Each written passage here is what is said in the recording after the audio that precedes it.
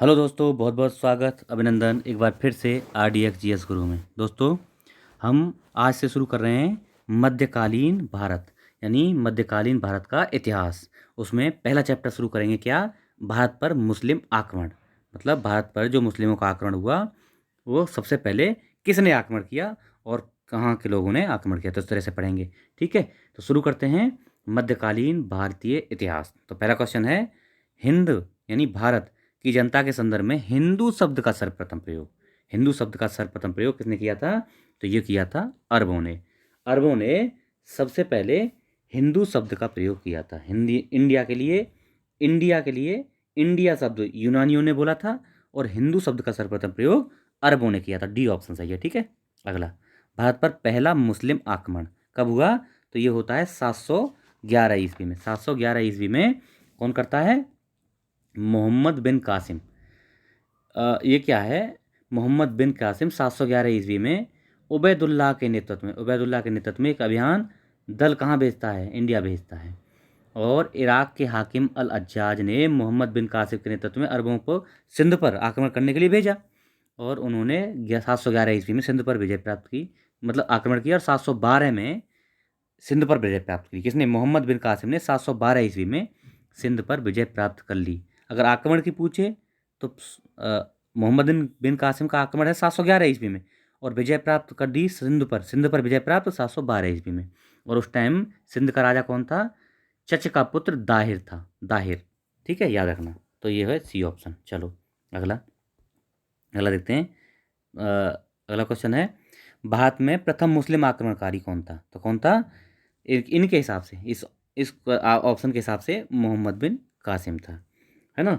सबसे पहला मोहम्मद बिन कासिम 711 ईस्वी। चलो अगला देखते हैं, भारत पर सर्वप्रथम मुस्लिम आक्रमणकारी कौन थे इनमें से? तो कौन थे? ये थे भैया अरब थे। देखो, सबसे पहले 636 ईस्वी में अरबी मुसलमानों ने भारत पर आक्रमण किया। किसने? खलीफा उमर के समय में मुंबई के निकट थाने पर सबसे पहले आक्रमण किया गया था अरबों ने। लेकिन ये आक्रमण जो है असफल रहा था और सफल आक्रमण रहा था 711 ईस्वी में मोहम्मद बिन कासिम का, जिसने 712 ईस्वी में दाहिर पर सिंध में विजय प्राप्त की थी, है ना। तो ये अरब हो गए। अगला क्वेश्चन देखते हैं, इनमें से कौन गजनी राजवंश का संस्थापक था? गजनी का संस्थापक कौन था? तो अल्पतगीन। कौन था? ऑप्शन ए अल्पतगीन गजनी वंश का संस्थापक का। गजनी वंश को यामनी वंश भी बोलते थे, यामनी वंश भी। ठीक है, याद रखना। अगला, निम्नलिखित में से कौन चंदेल शासक महमूद गजनी से पराजित नहीं हुआ था? इनमें से कौन चंदेल शासक गजनवी से पराजित नहीं हुआ था? तो कौन था? विद्याधर। विद्याधर कभी भी गजनी से पराजित नहीं हुआ था। ठीक है, अगला, महमूद गजनी का दरबारी इतिहासकार कौन था? तो कौन था? उतबी था। गजनी का दरबारी इतिहासकार उतबी था, है ना, जिसने किताबुल यामनी या तारीख यामनी, किताबुल यामनी और तारीख यामनी ग्रंथ लिखे थे। किसने? उतबी ने। चलो अगला, शाहनामा का लेखक कौन था? तो शाहनामा का लेखक बताओ कौन? सुबुक्तीन, मोहम्मद गौरी, हैं? कौन था? बताओ, आप लोग बताओ कौन था। तो इसमें से है, एक्चुअली क्या है, शाहनामा का लेखक फरिश्ता के दरबार से संबंधित था। इनमें से कोई भी नहीं है। एक्चुअली क्या है, फरिश्ता शाहनामा फरिश्ता ने नहीं लिखी है, ये फिरदौसी ने लिखी है। और फिरदौसी किसका था? फिरदौसी था महमूद गजनवी का। समझ गए इसके बाद क्या बोल रहा हूँ मैं? देखो, शाहनामा का लेखक कौन है? फिरदौसी है, फरिश्ता नहीं है। इसे पूछा फरिश्ता, तो इसके हिसाब से वैसे महमूद गजनवी आएगा, ऑप्शन बी आएगा। लेकिन शाहनामा का लेखक फरिश्ता नहीं है, फिरदौसी है। ये याद रखना आप लोग। ठीक है, तो बी ऑप्शन है इसके हिसाब से। चलो, पुराणों का अध्ययन करने वाला प्रथम मुसलमान कौन था? कौन था? तो पुराणों का अध्ययन करने वाला अल बरनी पहला ऐसा मुसलमान था जिसने पुराणों का अध्ययन किया। ठीक है, खीबा यानी ख्वारिज्म देश से वह महमूद गजनवी के साथ में भारत आया था। वह महमूद गजनवी के साथ भारत में आया था। कौन? अलबरूनी। उसने पुराणों का सबसे पहले अध्ययन किया। और अलबरूनी ने अरबी भाषा में तहकीक हिंद की रचना की और एडवर्ड साची ने सबसे पहले इसका अंग्रेजी में अनुवाद किया। और हिंदी में अनुवाद की बात करें तो रजनीकांत शर्मा साहब ने इसका हिंदी में अनुवाद किया। ठीक है, तो अगला क्वेश्चन देखते हैं। अगला क्वेश्चन है, निम्नलिखित कथनों में से कौन अलबरनी के संबंध में सही नहीं है? सही नहीं है, इनमें से कौन सा सही नहीं है बताना है। तो देखो, सबसे पहले वह एक धर्मनिरपेक्ष लेखक था उसका ग्रंथ उस समय के जीवंत भारत के प्रभावित था, वह संस्कृत का विद्वान था, वह त्रिकोणमिति का विशेषज्ञ था। तो ये बाकी सब सही है, ये गलत है। क्यों? क्योंकि वह धर्मनिरपेक्ष लेखक नहीं था। ठीक है, तो ये हो गया ऑप्शन ए। अगला, निम्नलिखित में से किसने महमूद गजनबी के हमले के बाद सोमनाथ मंदिर का निर्माण करवाया था? पुनर्निर्माण किसने कराया था? तो इन्होंने कराया था भीमदेव प्रथम ने। भीमदेव प्रथम ने मतलब क्या है, देखो सोमनाथ मंदिर पे 1000 से लेकर टोटल महमूद गजनबी ने 1000 से लेकर 1026 तक भारत पर 17 बार आक्रमण किया, जिसमें से 1026 में उसने सोमनाथ मंदिर पर आक्रमण किया था। और उस समय भीमदेव प्रथम के समय यह आक्रमण हुआ था। इसको चले जाने के बाद, इसकी लूटपाट करने के बाद भीमदेव प्रथम ने इसका पुनर्निर्माण कराया था। तो बी ऑप्शन सही है। ठीक है, अगला देखते हैं। देखो, निम्नलिखित में से मध्य एशिया के किस शासक ने 1192 ईस्वी में उत्तर भारत को जीता? इनमें से किसने उत्तर भारत को जीता? तो किसने जीता था? शहाबुद्दीन मोहम्मद गौरी ने। शहाबुद्दीन मोहम्मद गौरी ने 1192 ईस्वी में, किसमें क्या था? तारायन का द्वितीय युद्ध। तारायन का पहला युद्ध 1191, मोहम्मद गौरी ने इसको गौरी को हरा दिया, सॉरी पृथ्वीराज चौहान ने मोहम्मद गौरी को हराया। और तारायन का दूसरा युद्ध अगले साल 1192 ईस्वी में गौरी जो दोबारा से आता है और मोहम्मद पृथ्वीराज चौहान को हरा देता है। और इसी समय से मुस्लिमों की स्थापना मानी जाती है भारत में। तो सी ऑप्शन सही है। मोहम्मद गौरी को सबसे पहले किसने पराजित किया था? इनमें से सबसे पहले किसने पराजित किया था? तो इसमें भीम द्वितीय ने, भीम सेकंड ने सबसे पहले मोहम्मद गौरी, कब? 1178 ईस्वी में मोहम्मद गौरी ने गुजरात पर आक्रमण किया और वहाँ मूलराज द्वितीय, यानी इसको भीम द्वितीय को मूलराज द्वितीय भी के नाम से भी जाना जाता था। तो इसने अपनी विधवा माँ, क्या नाम था उसका, नायका देवी के नेतृत्व में मोहम्मद गौरी को पराजित कर दिया था। सबसे पहले किसने?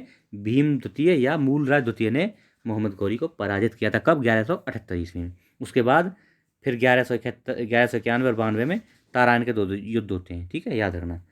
मोहम्मद गौरी ने जयचंद को किस युद्ध में हराया था? तो 1194 का चंदावर का युद्ध। चंदावर का युद्ध, ऑप्शन सी।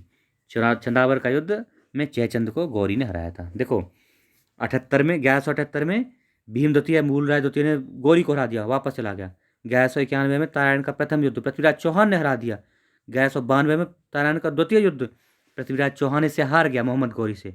फिर 1194 में ये चंदावर का युद्ध जयचंद को हरा दिया गौरी ने।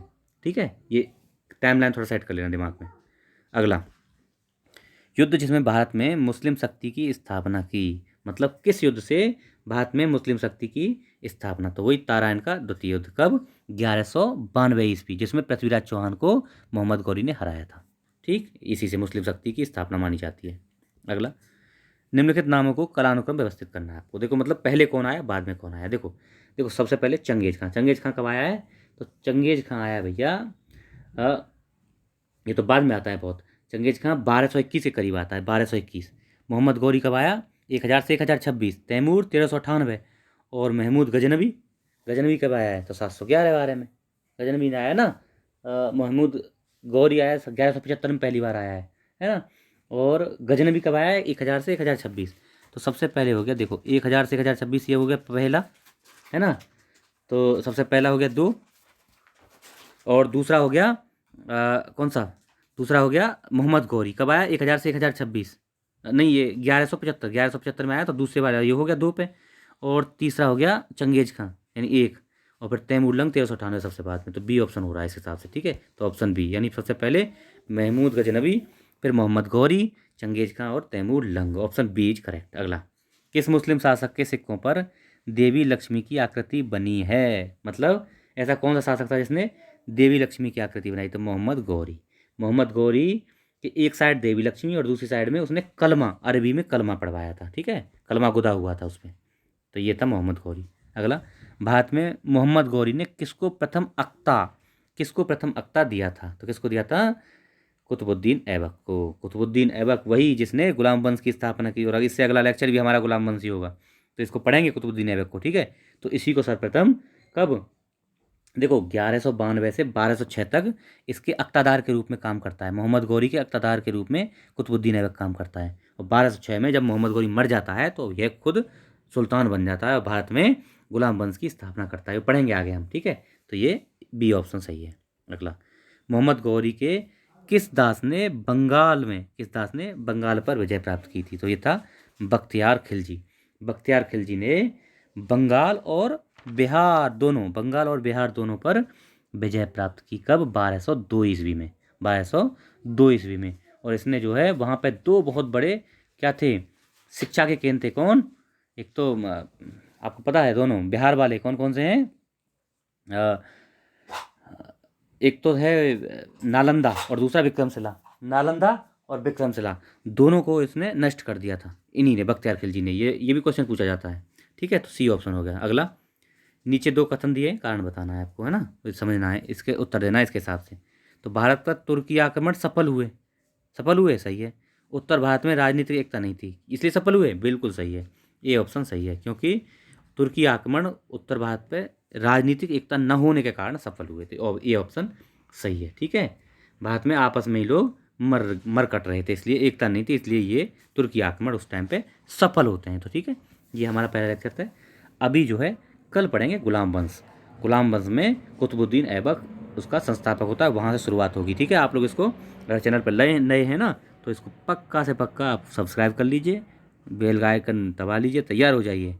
अब शुरू कर दिया है हमने मध्यकालीन भारत, और इसको जल्दी से जल्दी हम ख़त्म करेंगे और बेहतरीन तैयारी आपकी करवाएंगे। ओके, ठीक है, आप लोग इसको शेयर वेयर करते रहिए। ठीक है, okay, thank you so much.